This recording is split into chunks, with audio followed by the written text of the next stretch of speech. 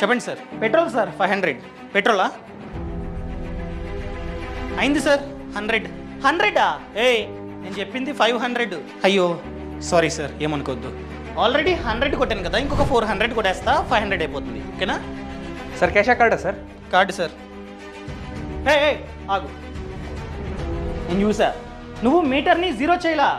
ఇంతకుముందు 100 కొట్టావు, మీటర్ని జీరో చేయకుండా ఇంకొక 300 కొట్టేశావు. అవునా? కంటిన్యూ చేసావు. అక్కడేమో 400 చూపిస్తుంది. నేనేమనుకుంటా, ఇంతకుముందు 100 కొట్టాడు ప్లస్ ఇప్పుడేమో 400 కొట్టాడు, టోటల్గా 500 అని చెప్పి 500 ఇస్తా. నాకు 100 లాసు. 100 కోసం నన్ను మోసం చేసావు. సార్ ప్లీజ్ సార్, కంప్లైంట్ ఇవ్వకండి సార్, ప్లీజ్ సార్, ఇంకెప్పుడు చేయండి సార్, సారీ సార్. ఆ మోసాన్ని కవర్ చేయడానికి ఈడు సార్. వస్తాను sir, thanks sir.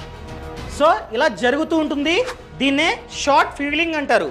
So petrol బంక్లో petrol లేదా డీజిల్ కొట్టించుకునే టైంలో ప్రాపర్గా చూడండి.